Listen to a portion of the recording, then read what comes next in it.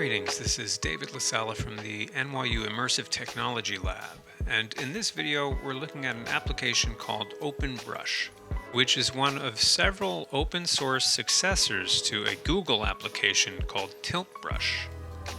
Originally launched in 2016, Google released TiltBrush, which was a room-scale 3D painting application for virtual reality. If you didn't know, Google has a reputation for killing their innovative products. If you'd like to see what they've killed, go to killedbygoogle.com. And in that digital graveyard, you will find TiltBrush.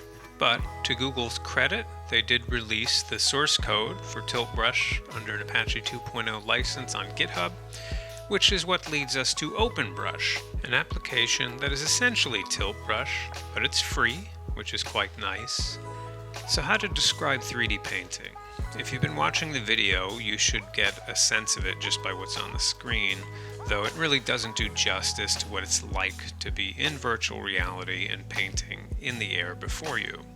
I think it's fair to call it an entirely new artistic medium, a kind of hybrid between sculpture and painting and drawing, with none of the physical limits that come with those traditional mediums.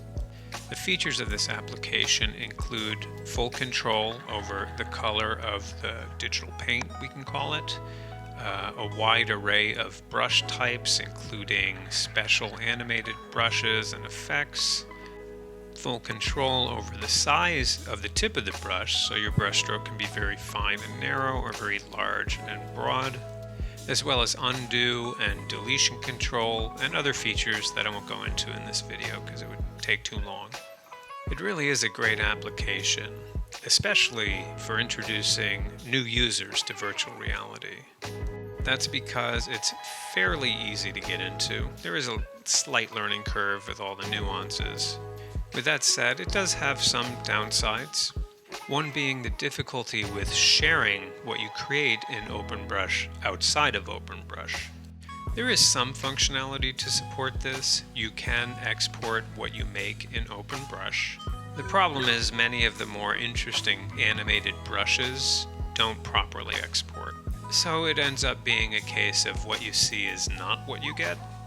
Although I've learned in 2024 that the developers of OpenBrush have created a web hosting platform called Cosa, I think I'm pronouncing that right, where exported OpenBrush creations seem to retain much of their original character.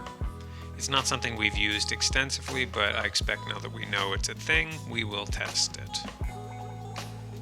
If you'd like to learn more about this application or extended reality in general, and you are connected to the NYU community, get in touch with the Immersive Technology Lab, the Center for Faculty Advancement, Office of the Provost.